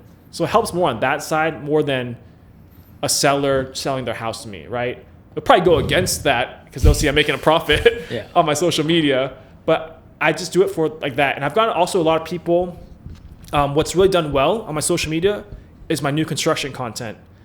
We've done 2 new development projects, and we've done some more subdivide land and sell, and those seem to perform the best. And I've gotten tons of people wanting to either A, invest money in the next new construction project, or 2, want me to build for them, etc., or 3, or just want to learn about new construction. So I found a lot of capital partners that are interested. So now we have a deal pop up. People that reached out that said, hey, I got 100K, I want to invest. I got a call of a guy from Nigeria. He's like, hey, I'm moving about 200K over to the US. I want to partner up and build something once the money's in. I've even had family offices DM me, like young kid, probably late 20s.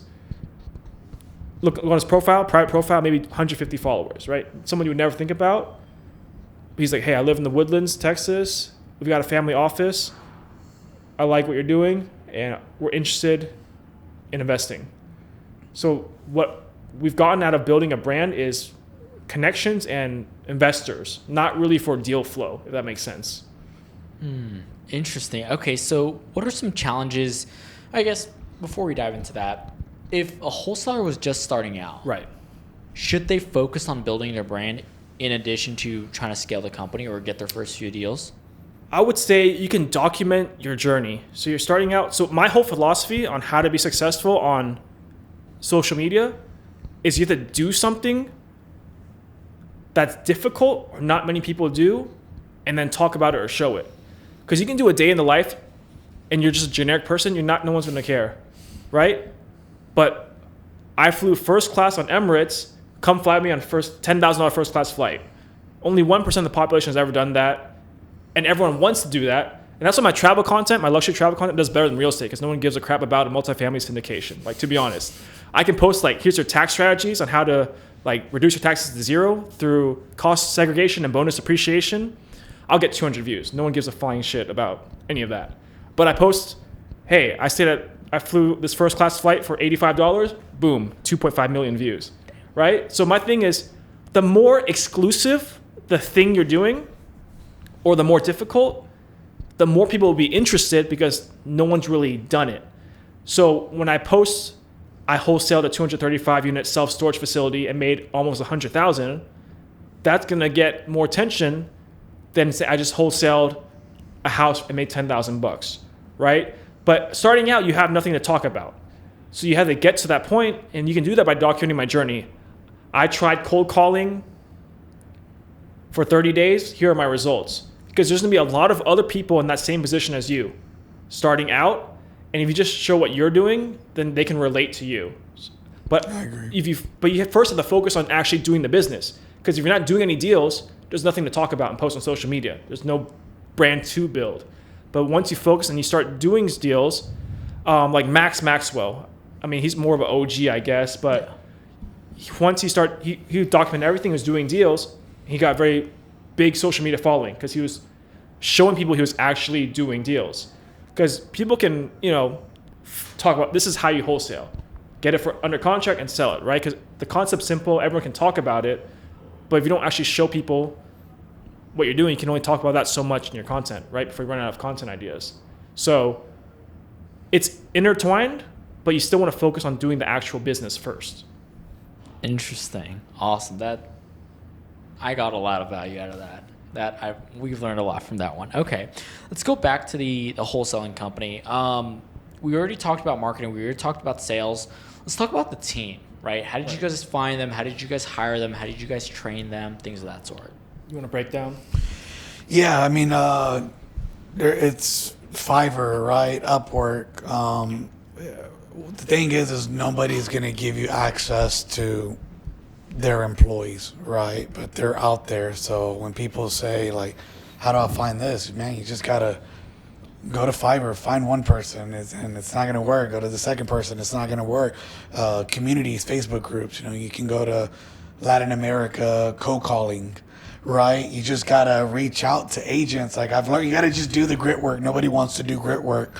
And then they come across one bad person, right? So Adriel, his strength is he's saying, we're not performing, or we are performing. So then we did a lot of hiring and firing.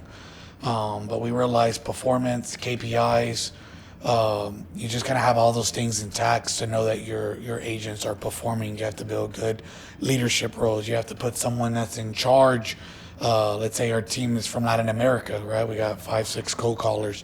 You have to put that one person in charge that you trust, that can say, hey, this person's fucking off. This person's, he's being too inconsistent, right? And then you say, man, I really appreciate you. I've been really busy. What should we do? Fire him. Cool, we'll fire him. As far as scouting, it's you gotta interview. You gotta really take the process to interview. Why do you want to work? For us, how do we keep cold callers on our team? We provide stability. So I'll dig into this. So we have one data guy. And the first data guy I hired him off Upwork or Fiverr, Fark Elite. Mm-hmm. And he was good. He wasn't bad. Free promotion. But he had too many clients. Right? We weren't just getting the attention to detail we were needing. But he was good because we got on a call one time when we weren't performing, and he was calling out the cold callers himself. Remember? Yeah. That one Zoom call? But then we transitioned to our new guy because we weren't getting the attention we needed. And I think we got him from referral, word of mouth from another investor. So that's why networking does come into play. And we're still using him. And he has his own team that does the data stuff, so we're not micromanaging, right? He kind of just, we pay him, he manages his own people, whatever. And then our cold callers, when I first started cold calling, I hired off Upwork, Philippines VA, right? because that was what, like 4-hour work week tells you. Yeah. Hey, just go to Philippines, $4 an hour. You're not going to find anyone under 10 an hour now, really. Yeah. That's good. But I had her for like 2 years. And then when I partnered with Edward, it's kind of when we dropped her. What I realized is, one, yes, the Philippines VAs have the best English. There's still anyone's going to have an accent that's not native, but they're still pretty good. But my issue with them was the time zone. And they'll tell you, yes, we're trained, our body, we work night hours, whatever. But physiologically, biologically, you're going to have issues. Like people that work night shifts, they've done studies, right? They work night shift their whole life. They have severe health issues going on. And two, they don't speak Spanish in the Philippines, and we're in Texas. So Latin America makes the most sense because you're in the same time zone, and you're fluent in Spanish, and you're going to be speaking English. A lot of our VAs have been deported, so they're from the U.S. They have common sense. They know what a house is. Philippines, you're calling and they're saying, yeah, I live in a shitty mobile home. And the VA Filipino is like, oh my God, that's so nice.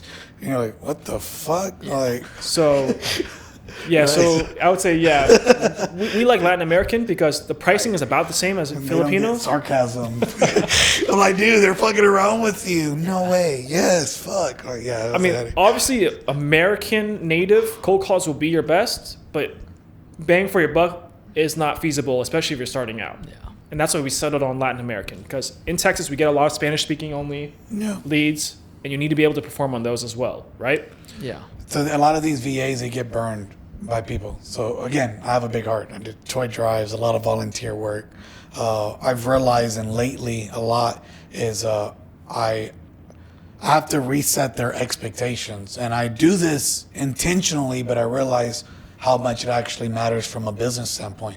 I reassure them, hey, I know you've been fucked by a lot of investors. I know that they don't jump on meetings with you. They don't share your value. I need you just as much as you need me. Let me make that clear. There's a lot of companies that will love you, right? Two, they're dishonest. They tell you they're going to pay you commissions, and on every lead that you push. Our company, we're very transparent about where your leads are at, what's under contract. I want to pay bonuses. Also, we pay on time. So when you reframe their expectations on, see, the reason why they don't show up and perform is because they don't get paid on time. They have no idea what's going on with any of the leads that they push. So what they're going to do is they're going to bullshit calls, their average wait time's going to increase, things like that. We've perfected that with our company. They're performing. They're giving us 100%. They trust us. We have the KPIs to perform, but at the end of the day, they're finally saying, man, I got a company that actually values me. They take care of me. They're paying us holidays. We're getting bonuses. And there's leadership roles. You're having every Monday call saying, hey guys, how's the feedback? Well, look, we're going to change it this. Let's leverage the campaign. You're teaching them like U.S. sales agent, and now they're saying, wow, you're giving me tools to apply this week. So I feel like that's where we excel at, and we have employees that have been with us for 2 years. I'll just jump in real quick. Like our data guy, he's out in India, and he's commissioned. He gets paid, for data, but he's also commission based, more heavily commission based than the cold callers. But he actually sees our spreadsheet of all the deals and the exact numbers of what we got under contract for, what we sold it for. So he sees when he gets a 6% commission, he sees, okay, we're actually paying him 6% of that 30K. We're not going to tell him, hey, we made 15K off this deal, but he has no proof, right, that you closed the deal or how much you made. But he has the same spreadsheet access as what we send to our CPA to do our numbers. So he'll see exactly how much we're making and know that we're not gypping him on his commission. Now, the cold callers, they don't see that because they're just getting a flat number, like $200 per deal or whatever. But we had, when we started with 2 top cold callers, I would say 1A and 1B. And then they were killing it. They were getting 80% of the deals out of all the cold callers. And then 1A, he kind of just had some personal life crisis and just disappeared. We still stay in touch. Yeah, Ricardo. Yeah, and I was he was leagues above every other cold caller. But the 1B, he's been with us since 2021, 4 years. And he's making good money because his base pay is higher than everyone else, obviously. We bought him a laptop last year, $1,000 laptop. Shipped it to Nicaragua. So for you him. treat them like humans. He's been he makes good money. I mean, he has higher bonuses than everyone else, and he's consistently, closing a deal a week almost. So he's getting his pay plus bonus is almost double. He's making, good money. So he likes working with us. And then sometimes you need that type of person that's more, sometimes he has a power trip that he's like the lead VA and he'll get on the other VAs. It's, sometimes it's bad because it's driven some VAs to like not want to work for us, but it's also good because he's caught a VA before sharing our company systems with another wholesaling company, Hyro. Yeah, you'll be surprised, man. He's just, working for take two care of him so good. And real estate companies. Listening to calls on his free time or looking at their time doctor, and you're like, I don't pay you enough, but you do. You take care of them, right? You don't. Yeah, so you want to have that one kind of lead VA that has that personality a little bit, not too much, obviously, but that takes a load off you because he does all the training and onboarding for new VAs because he knows our system. He's been in our company for so long. We don't have to waste our time training him how to cold call, the scripts, whatever. He does all the training for us, and he finds the VA for us now. So before, how I said we go on Upwork, Fiverr, now we tell him, hey, we need 2 new VAs. He does his own marketing. I don't know what he does. It's not Upwork or Fiverr because I know that for sure. Probably Facebook groups. Groups. That's what I would say, or maybe ad postings locally in Nicaragua, and you'll find people. So if you, for beginners listening to a podcast starting out, that's probably a trick is to find Facebook groups in the country you want to target: Philippines, Mexico, Chile, whatever, and you can find basically jobs or for work or remote work. Type it in. So you would type in Mexico City remote work or something, but type it in the native language. So you would type it in Spanish, trabajos por llamada desde casa, or like that, and look for the Facebook groups. In Philippines, Google Translate whatever is in Tagalog and post it in, and then you can post advertisements on there, right? But the difficulty of that is they're gonna look on your Facebook profile and see you're living in California, and be like, "Are you a scammer?" Right? But that is a trick you can do: is go on Facebook groups in these different countries, like the for work post Facebook groups, and find cold callers that way.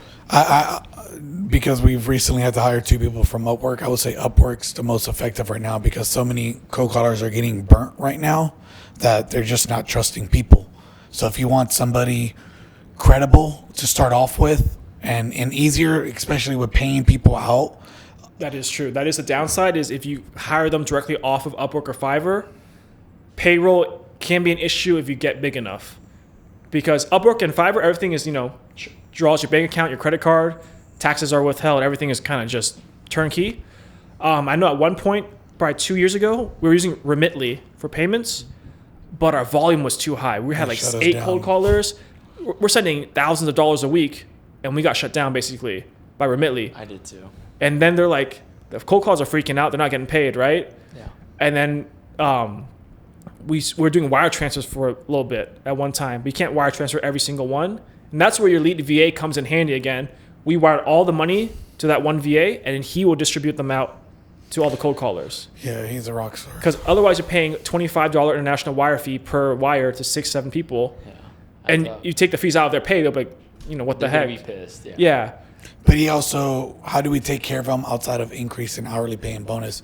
He gets all priority. He does our SMS. He gets the inbound from The lead one. Yeah, I mean he's set up to get all priority leads from every angle. Keeps him happy.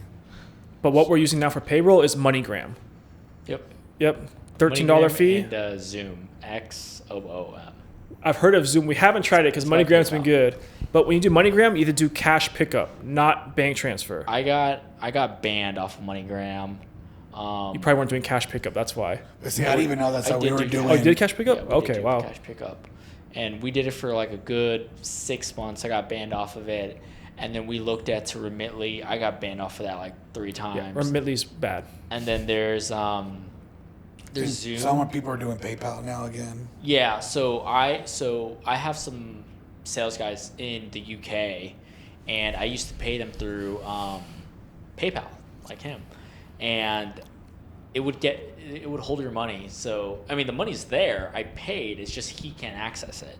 Interesting. And then we're using Gusto now. Okay. So it's a payroll software. So this is something that... Does that work internationally? It does. Okay. Right? So I have team members in Nicaragua, in the UK, all over the US. I pay them as 1099. You pay them as W-2. It withholds, like, if they're domestic, obviously, they withhold payroll, Medicare, Social Security, like tax, all that. When it comes to wires to international, like paying your VAs or something, Gusto works really well. The only drawback is that it charges $70 a month for the software itself. But That's it's not like, bad if you have a big not enough bad. team. Yeah. Yeah, so we use that now and then. For me, we would have some team members in Mexico, another one in Nicaragua, but then like Nicaragua doesn't take like Zoom or something. Right. So You have to mess around. It was such a mess. We're doing like PayPal, Upwork, and We had a guy in MoneyGram. Egypt one time, right? Yeah. I was like, And another thing that I hated about it is that like both these, like PayPal withdraws from your bank account the same day, but Gusto, for example, takes like 2 days for it, so it'll screw up all my accounting. But yeah, so I use Gusto. Cool, Yeah. cool. But beginners listening, that's not a concern for you guys right now. Yeah, Like, just that's pay only when PayPal you or scale something. up, it gets more complicated. Something I want to dive into is leadership, right? Because Edward, you mentioned, treating your team members as a real person, giving them bonuses, buying them laptops, things like that. What are other things that you do outside of the monetary side that makes you a good leader? Like outside of work or in general? Outside of like paying them. Outside of paying them, getting constant feedback. I mean, they want to hear from you. You can't go ghost on them. A lot of companies do that. So even our back-end support team, they're constantly 3-4 times a day. Hey guys, any feedback? Any feedback? So they're being heard. We want them to close deals, right? We want them to push in leads. And then just reaching out. One thing that I'm real good at is when I'm reviewing leads, I'll screenshot their note template, and then I acknowledge the things that they're implementing, and me telling them, hey, great fucking work, man. This is what we learned last week. I see that you're using it. Watering the plants. So we kind of have this company atmosphere. We have one team member, Anthony. He puts power hour every time at 6 o'clock, that last hour of work. So, you keep your team in loop. We use Slack. Good company energy. We want to push each other. Everybody puts first lead, and then everybody's putting like all the emojis. It's exciting to see second lead, third lead.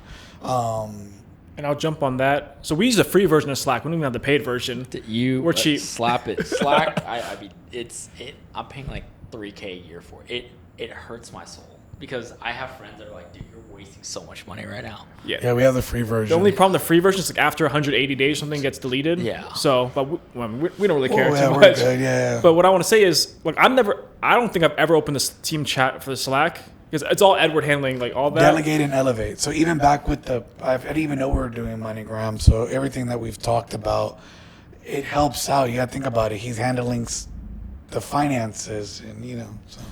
And then also what Edward does is in the Slack, in like the chat where everyone can see, he'll also provide updates on properties that went under contract from that cold caller. Because a lot of companies, the cold caller won't know they're getting a bonus until the deal is closed, right? Or they know they pushed in a hot lead, but they never hear back what happened to the hot lead.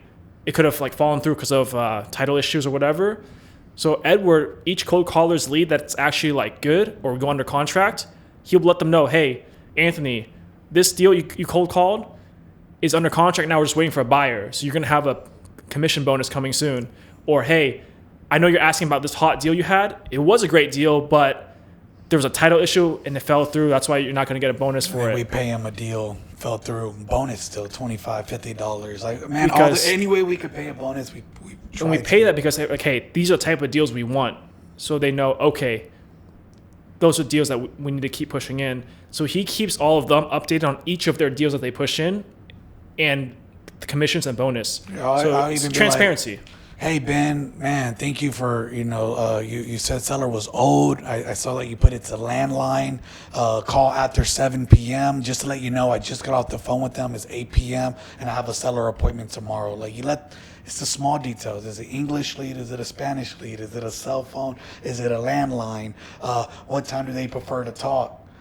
Man, all these things go a long way. If it says Adriel Johnson, but a woman answers, we want to say, hey, who is Adriel? What's the relationship with you? So I could address you professionally. What's your name? I mean, it all goes, you teach them those little small details, and it goes a long way, not only for them, but for us, because when we reach out, they're saying, man, I spoke to Anthony, and that call was just, it was handled so well. I haven't had somebody call me the way that he did. So all that leadership really goes a long way. It's awesome. So you guys build a culture where it's praise over punishment, and you guys give rewards to reinforce good behavior, sounds like. Yeah. Yeah, I'd say so. Okay. Next thing I want to dive into is what you guys are doing outside of wholesaling, right? Right. So I know you're doing like self-storage, wholesaling, commercials. You obviously got this credit card stuff going on. What can you tell us about that? Yeah, so for real estate, I actually started out flipping. I didn't even start out wholesaling, and I switched to wholesaling. I mean, I still flip. Like 2016, 17, 18, 19, I was still flipping and wholesaling, right? Because I didn't partner with Edward till 2020, 2021. 2018, I bought my first apartment complex. I bought a 14-unit multifamily. Same thing. I actually drove by, direct mail. He was actually asking a fair price, but at the time I didn't realize. And then, long story short, it took me a year, but I closed it. And then I bought 2 more apartment complexes in 2020. And then, since I already had the commercial background, I wanted to do what we were doing for single family, but to commercial. Because at that time, the commercial space is kind of just like, you have to get in the club. Brokers, you have to be on the good side to get these pocket listings from brokers. They're all market value deals, even though commercials value differently, which I never understood because I'm like, I need to get a deal. Like, I need under market value. And going through a broker, you're not going to get under market value. So we applied what we're doing to single family into commercial, and we got a lot of self-storage facilities, mobile home parks, etc. And it's the same process. You're just changing up your data, but the marketing's the same. The way the cold calls talk to them the same. Obviously, the script's a little different. You're not asking about the house condition, right? So we only have our best ones calling, and we give them a script. Hey, for apartments, ask the unit size, the unit mix, P&Ls, rent roll, that kind of, like, just different, script for the wording. Self-storage, hey, what are the unit mix? What's your rent roll look like, etc. Just, you gotta change the wording for what you're marketing to, but it's all the same marketing process. It goes in the same podio, same follow-up, same dispo, nothing changes. Just your data changes, how you talk to them changes, and then your buyer pool, obviously, dispo is different. And we were doing pretty well. We were wholesaling self-storages in Houston and Oklahoma. We did like 10, just without being aggressive. And they're bigger spreads, 50K, 80K deals. And then when the interest rate shot up, 2022, commercial real estate kind of just tanked. So you have to be able to pivot. And that's when we pivot to new construction, because single family in today's market is still doing well while commercial is struggling. So we did new construction. We've done 2 new construction projects in 2021 and last year, 2020, well, I guess 4, but really 2023. And that was just another, exit strategy for us. We got land, dirt cheap, and we're like, hey, why don't we just build? And then now we have just another tool in the tool belt. And we've done Airbnb.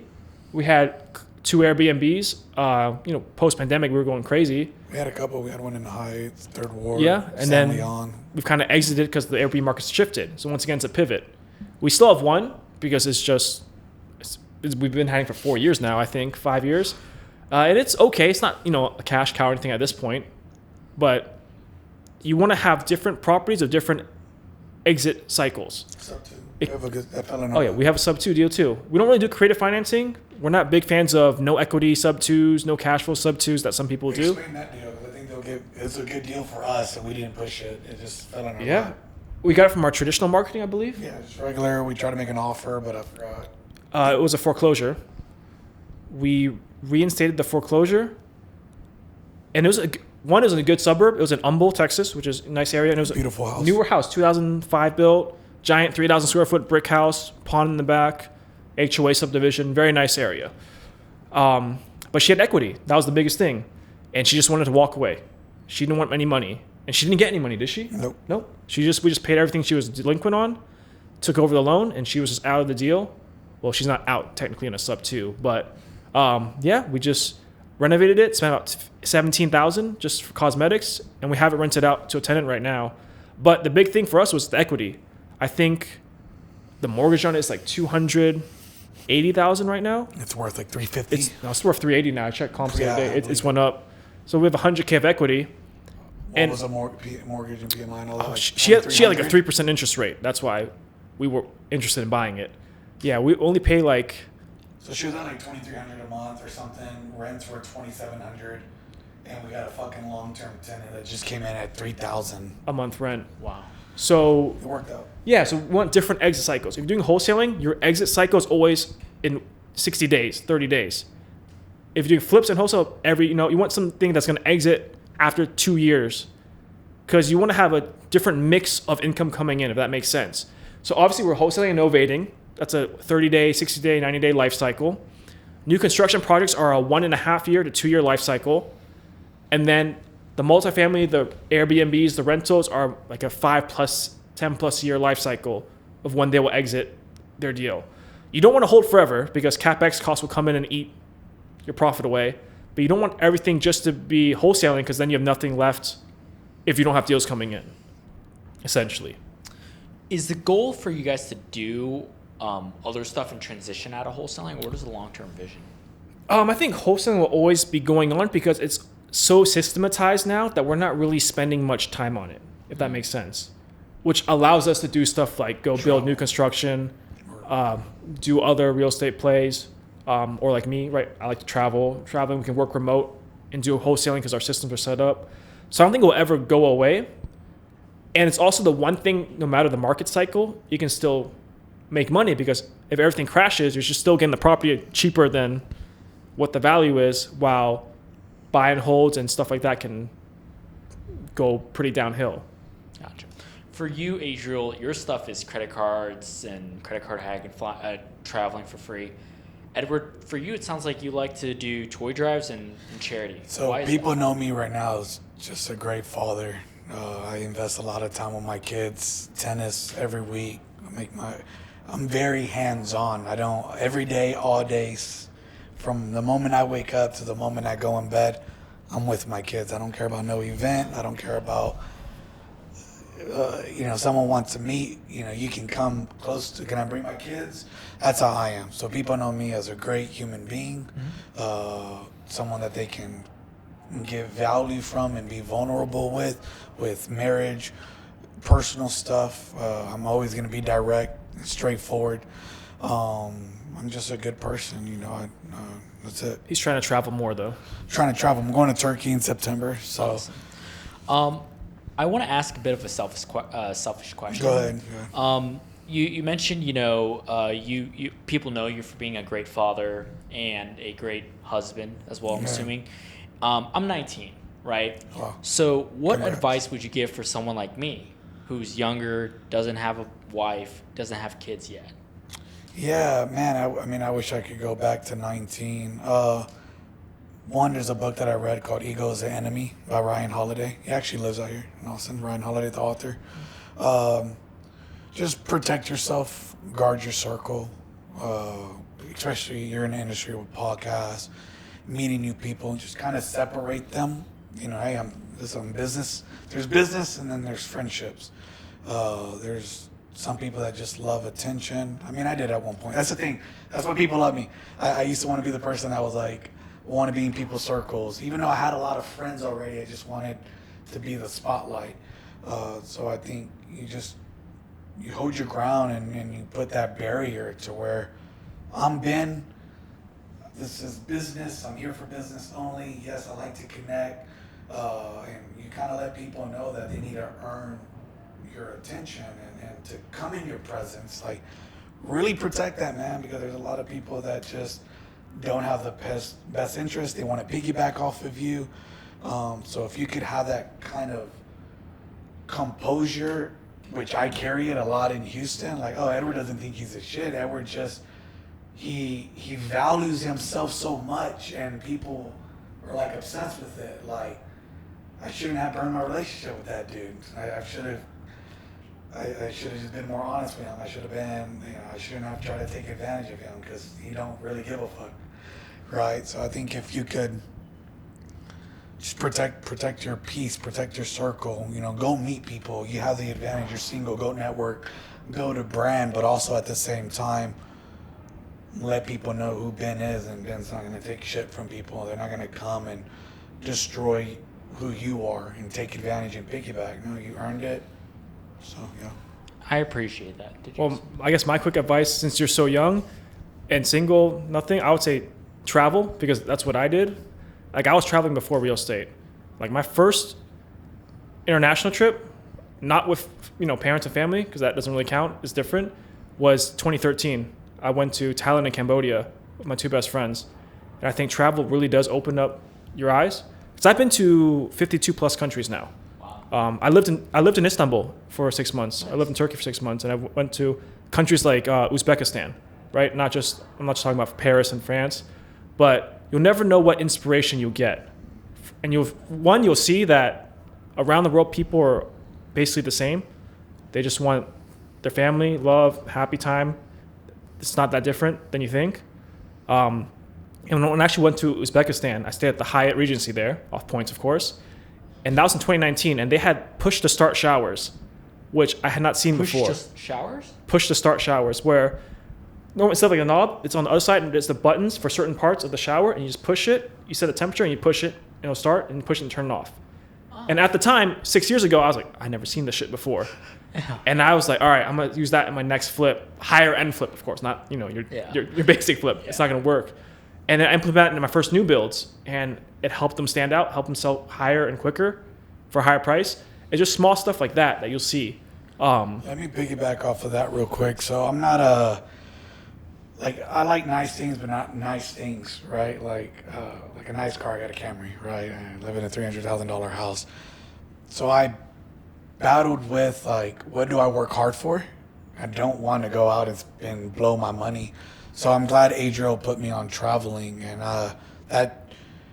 this was recently. I'm talking like, because I go in and outs of motivation, right? And when I got back from Bali, I really had to sit down, like, man, what's gonna get me up and be as fired up as Adriel, or like where I'm motivated again?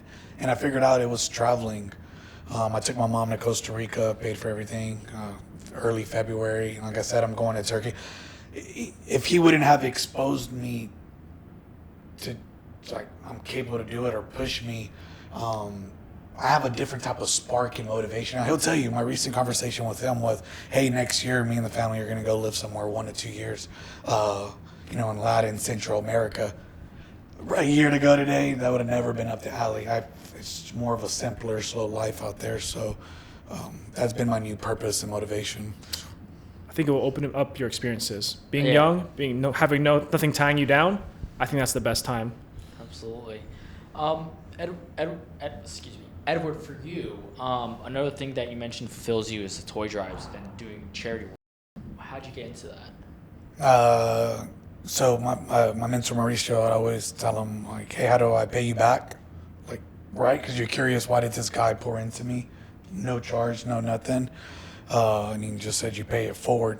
So again, you got to think about it. I always look through life through like such a small lens. And I would ask him, and you should pay it forward. So that year, I just decided to get back to my apartment complex I grew up in, and it was like 20 kids. And then the next year, I financially wasn't better, but mentally was better. And I was like, man, talk to my mentor, what's the goal this year with the toy drive? I want haircuts and food and bounce houses, and I want to call it Rock the Block. He's like, well, make it happen. What's stopping you? And dude, I went 2 months of just emails. I got Chick-fil-A sponsors, Chipley Donut sponsors, bunch of bounce houses, Rudy's barbecue sponsors for breakfast, lunch, breakfast. Each kid, we got so many 50 plus volunteers. Just the excitement of pouring back into your community, right? You just inspire them. Just what if somebody would have done that when I was growing up, how much it would have just motivated me. You know what I mean? I'm sure kids look back and say, man, that guy Edward, like, when I become successful, I want to do the same thing. So the final thing I really want to leave off with is some mistakes that you guys made as an entrepreneur that are memorable moments, and some of the takeaways you guys got out of it. No, you go. As an entrepreneur, I'd gotta say think. in terms of like real estate deals, I've lost money on deals, and it comes with people management, mainly contractors, right? A flip can go sideways very fast if you have bad contractors. So I guess for contractors, obviously never pay the full amount up front, et cetera. It's kind of the common sense stuff. But also just making sure that you vet all your contractors very thoroughly. And you never know. Sometimes you can have a contractor that's great, worked with you for years, and then all of a sudden ghost on you. So I would say we've definitely lost money on deals from a bad flip.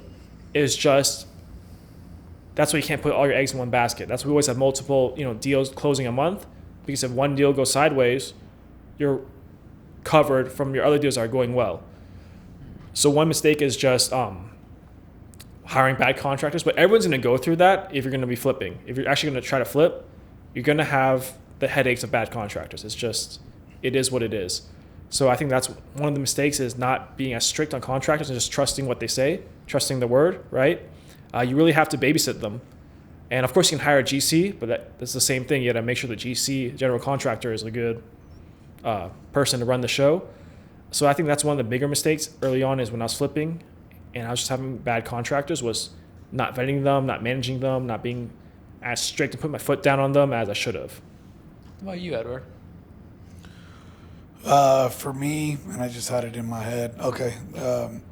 For me and to anybody that's listening, it's just don't get complacent. You get those good months, those good deals, and Adriel would tell you, we've seen it happen to where you get a badass month and you kind of just take your foot off the gas, and then everything rolls over. So when you take your foot off the gas, you stop paying attention to things and you get a slower month, and it's harder to pick that momentum back up.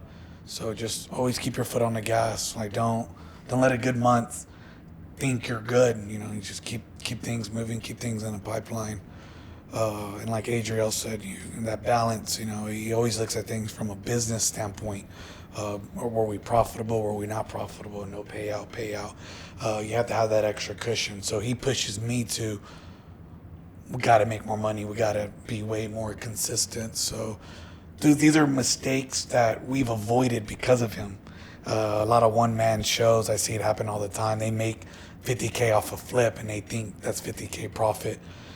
I always tell people, not in Adriel's eyes, that's 30% taxes, right? So don't just make don't make those mistakes thinking that's all profit. Look at it from a business standpoint, So maybe reach out to Adriel and say, what's your business module into what's profitable?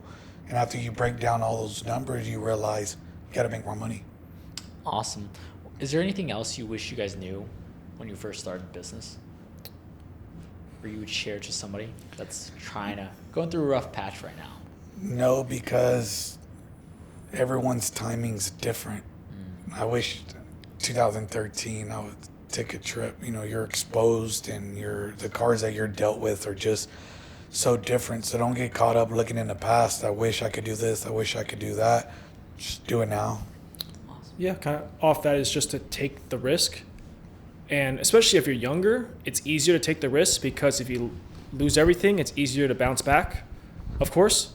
But I would say the advice is you have to make the jump, because I know people that go to all these meetups and they know more about sub-2, about wholesaling, about flipping than anyone else, because they've been to all these meetups, but they've never actually done a deal. It's the analysis paralysis, right? So I think if you had a bad deal where you fell under contract, someone stole your deal, it's just consistency over time. A lot of people overestimate what they're going to do in 1 year. They think, all right, boom, 1 year I'll be making $200K a year, wholesaling, starting from scratch. It's, maybe 1% of people will do that, but a lot of people underestimate what they can achieve over 10 years, over a decade. And it took me a while, right? It took me 6 months to get my first deal. And I was spending about $1,000 a month on direct mail at that time. It took me 11 months. So. Yeah, just consistency is probably the key. So if you're in a bad rut right now, stick to what you know works, or it's working for other people, and just eventually you'll get your break. Awesome. Well, Adriel, Edward, I appreciate you guys coming on. If you guys want to connect with Adriel and Edward, where can they find you guys? Yeah, just social media. All my handles are my name, Adriel Shu. I'm sure Ben will link it or write it in the description. But just at Adriel HSU, and you can find me on all the social medias. Are you, Edward? Mine's just Facebook, just Okay. Edward Gomez Jr. and find my profile picture. Okay. Yeah, if you want to know what we're up to, follow Adriel. That's what I say.